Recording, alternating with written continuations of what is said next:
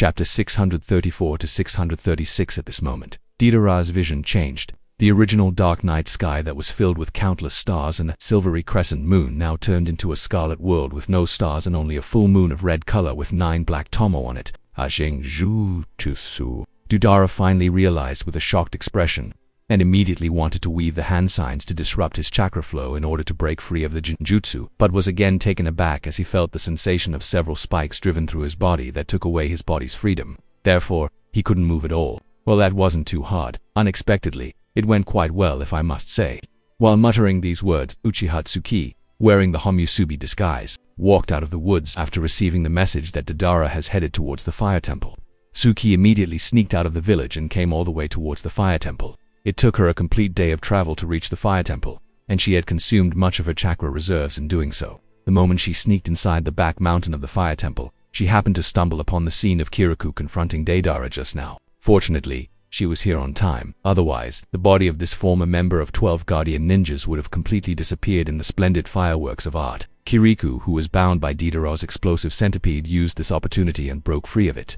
Then, he looked towards the third party who has suddenly appeared at the battlefield, and when he noticed the mask on the other party's face, he was taken aback and asked, with a vigilant expression, You are Homusubi of Amatsukami. Tsuki glanced at Kirikou and said, You are welcome. He was reminded that if not for Homusubi he would have died, so he lightly bowed towards Homusubi, and said, Thank you for saving me just now. Tsuki nodded lightly, then curiously looked at this ninja monk who is worth 30 million ryo. From her basic analysis, Kirikou is not weak. His strength should at least be Jonin class, and coupled with the gift of the hermit group that he has mastered, his strength should surpass the Jonin rank, thus reaching the rank of an elite Jonin. This is not too strange if one thinks about it. After all, Kirikou was selected as one of the 12 Guardian Ninjas, so his strength is not questionable. In fact, if Tsuki remembers correctly, in the canon, Kirikou had the complete upper hand against the zombie combo of the Akatsuki organization in the early stage of their battle. But after all, a monk is a monk. Even if he is considered a ninja monk, he is still not a pure shinobi. So, he is rigid in his fighting style. Not to mention the abilities of the zombie combo of Akatsuki were too weird, and it wasn't too strange that he wasn't able to figure out a way around their abilities and died in the end. But all of this doesn't matter to Tsuki, so not caring about Kirikou anymore, she lightly said to him, Get out of here. I will handle this guy. You don't have the ability. And then withdrew her gaze towards Deidara. Kirikou hesitated a little but finally chose to compromise, and returned back to the fire temple to manage the overall situation and calm down the chaos. With Kirikou gone, the focus shifted towards Deidara, and at this moment Deidara's voice reached Tsuki's ears. Hey you. What kind of genjutsu did you use on me? Why can't I move? Move, damn it. As Deidara said these words, Tsuki's expression under the Homusubi mask was filled with surprise. She didn't expect that Deidara's mental fortitude is strong enough to be able to resist the painful and tormenting sensation of having spikes driven through his body, and yet be able to speak. In fact, there are even signs that he has started to break free of the genjutsu. Seeing this, Tsuki's gaze flickered. Kuroto believes that Itachi and Shisui, who are extremely proficient in genjutsu, are the best candidates to deal with Deidara in the canon. Not only did Itachi subdue Deidara with just a single gaze, he even left a trauma on the young Deidara's mind that he wasn't able to overcome no matter how he tried. Therefore, originally, Kuroto wanted Itachi to deal with Deidara, but considering that his main objective behind finding Deidara is to collect his cells and tissues, therefore, he hesitated a little and finally chose to do the task himself. After all, the matter of collecting cells and tissues has to be kept a secret. If possible, Kuroto doesn't want to involve any third party in between. Therefore, he dispelled the idea of contacting Itachi and Shisui and came himself, or rather, herself. As for the reason why Kuroto used the Tsuki clone for the task, well, it wasn't without consideration. He feels that directly dealing with Deidara would be a hassle, so he wanted to use the same method Itachi used in the canon and subdue Deidara in just a single attempt without any needless battle. This is definitely the best method, and it would also allow Kuroto to collect Deidara's cells quite easily. And if everything went well, Kuroto also planned to use coercion and intimidation to recruit Deidara into a Matsukami or make him the second undercover spy in the Akatsuki organization. This is because Kuroto admires Deidara quite a lot. The weird obsession with art, the tendency to create explosions in the name of art, and the eternal pursuit of art even in death is something not many people have in this shinobi world. Moreover, Deidara's abilities are also very good, so he is a good candidate. But to become a member of the Amatsukami, Tsuki is not sure whether it will be possible to recruit Deidara. This is because the first impression she has left on Deidara is not intimidating enough. The genjutsu she used on Deidara was weaker compared to the genjutsu Itachi used on him. As such, Deidara was able to resist it to a certain extent, and there are even signs that he is about to break free of it. The first impression is very good.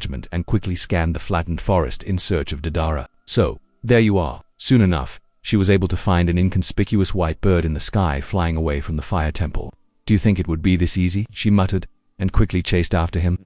In the sky, sitting cross-legged on the clay bird, Deidara put his hand on his chin, and thought, from the dress that she was wearing, she should be a member of a Metsukami, which has become extremely famous in the shinobi world in recent years. And from the fire-patterned mask she was wearing, she should be one of the 2 Hamusubi of a Mitsukami, if I am not wrong. Both the Hamusubi of a Mitsukami are some mysterious uchiha, and I remember that old man once told me that the Uchiha clan is known for their Sharingan fire style and genjutsu. Hey, even if she was good at genjutsu compared to my aunt, he has been taught by Onoki, and Onoki, who has had a shadow of Madara since childhood, has always taught Deidara to remain extremely vigilant against the Uchiha clan. Even in the village, The Uchiha clan was feared. Everyone used to recommend to not engage in one-on-one fights against the Uchiha clansmen. But now that he faced an Uchiha today, Deidara felt that although senior shinobis in the village were exaggerating, the Uchiha clan and their genjutsu are not so terrible. The Uchiha clan are just so and can be easily dealt with. Maybe for them the Uchiha clan is indeed terrible. But in front of my art, even the Uchiha clan and their fearsome Sharingan are not worth mentioning, he thought with a proud expression. However, just as he started to have narcissistic thoughts, Deidara felt that the night sky around him had suddenly brightened and heated. Feeling this sudden strangeness, Deidara was taken aback and realized that something is wrong. However, just as he felt the danger, a golden chakra sword wrapped with hot golden flames slashed past him. Fortunately, he was quick enough and he was barely able to dodge in the nick of time. But his art was neither quick enough, nor was it lucky enough, and was cut in two halves. As the bird was cut in two halves, it instantly exploded. As a result, Deidara lost his mountain footing, and experiencing this situation, Deidara had his eyes widened, staring blankly at the majestic golden Susanoo suspended in the sky. Standing in the diamond cavity of the Susanoo, Suki folded her hands over her bust and chuckled at the flabbergasted Deidara. "Do you really think that you can just run away from me, after what you have done?" With Suke's words, Deidara's mind came out of a shock and he quickly realized that he was rapidly falling on the ground. In order to avoid dying in such a miserable way, he quickly inserted his hands inside his shinobi bags, quickly took out a figurine that looked like a bird, and immediately used it to slow down his fall and safely landed on the ground. As Deidara safely landed on the ground, Suki also lowered the altitude of her golden Susanoo, and as soon as she landed in front of Deidara, she waved the two golden swords of her The gigantic chakra swords, wrapped with golden flames, cut down to deep gullies on the ground. Deidara was quick enough to avoid the chakra swords using the body flicker jutsu, and as soon as he appeared a little far away, he looked at the Susanoo with an excited expression.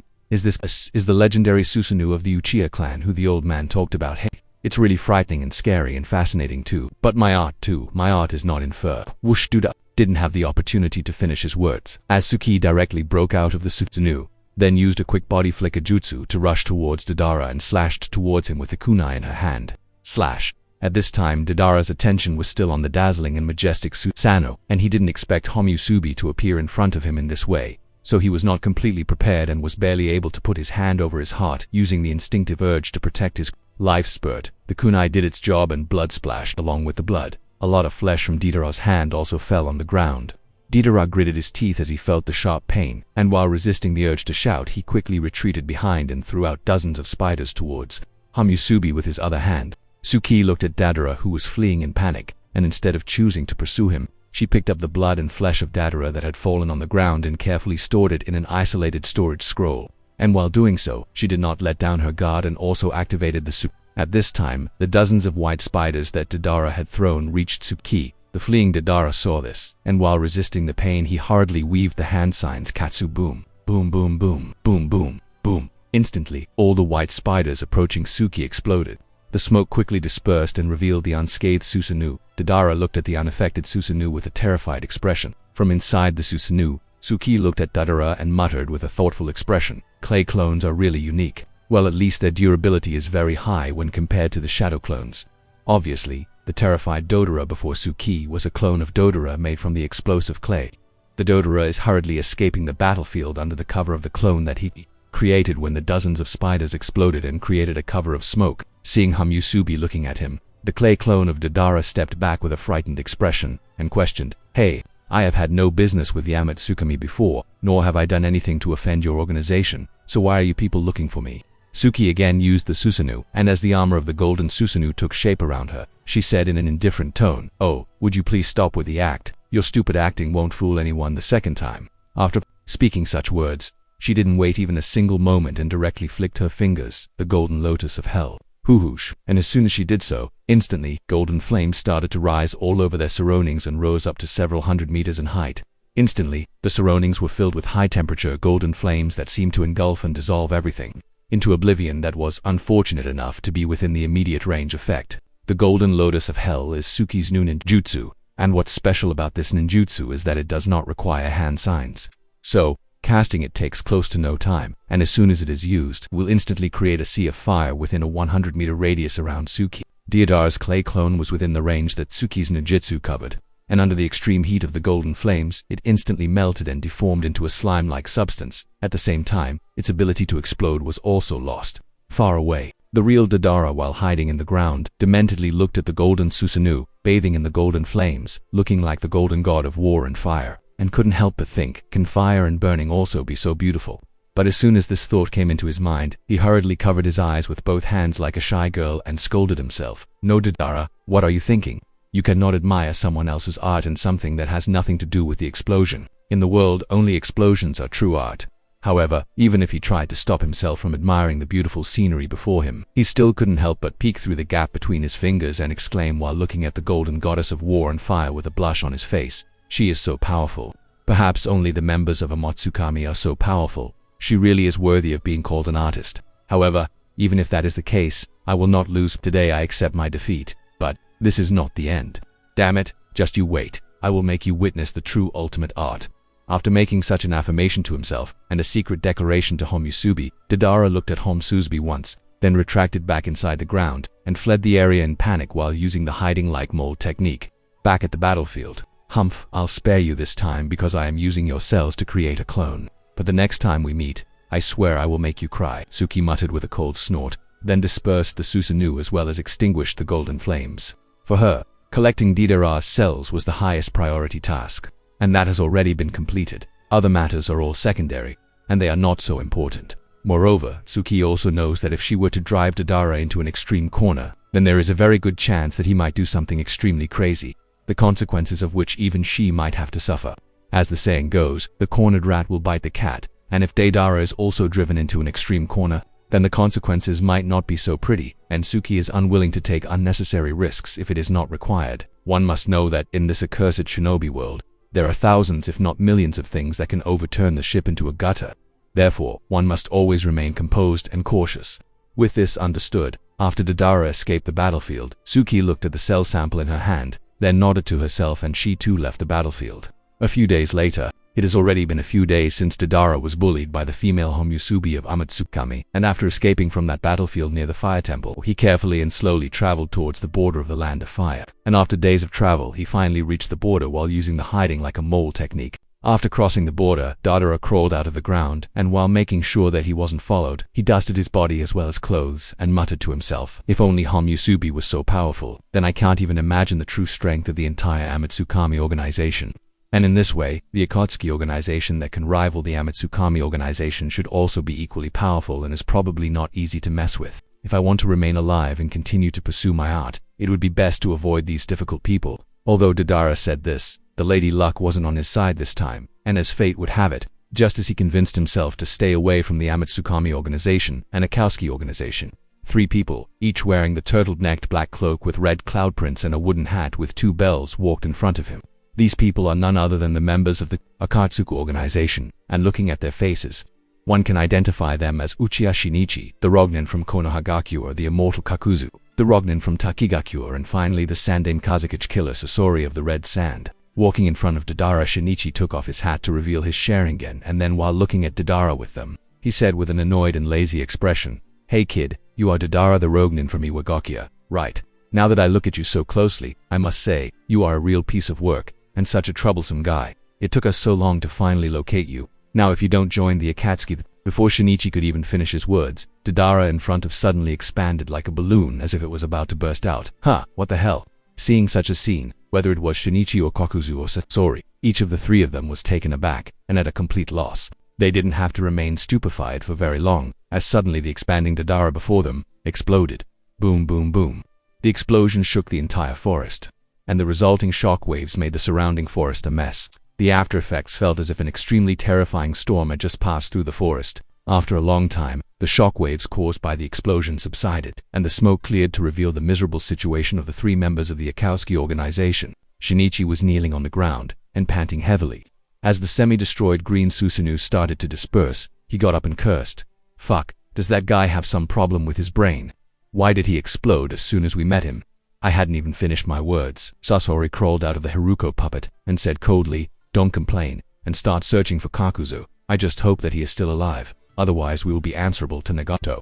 The surroundings are destroyed, and everything is a mess. How do you expect me to find him?" said Shinichi in annoyance. Sasori was also not in a very good mood, and said with an unhappy expression, "I don't know. You have the Sharingan and Mangekyou Sharingan, don't you? Get it to work, TCH. Shinichi clicked his tongue and then started to look for Kakuzu with the help of the inside of his Sharingan. Sasori too started to search for Kakuzu, and while doing so, he muttered with a doubtful expression. The information about Deidara said that he has some weird obsession with art and explosion. Zetsu said nothing about him being unable to even communicate.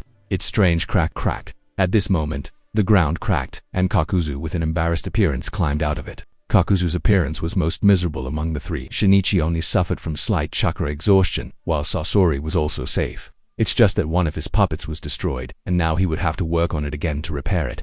But Kakuzu had no such way as Susanoo or puppet to defend himself. As such, he suffered the most under the effect of the explosion. His Akatsuki cloak had turned into rags and barely hung on his body, and among the 4 masks on his back, 3 were completely destroyed, while the last one was more than half cracked, which meant that he was pretty close to death. Shinichi looked at Kakuzu in surprise. Huh, you aren't dead yet.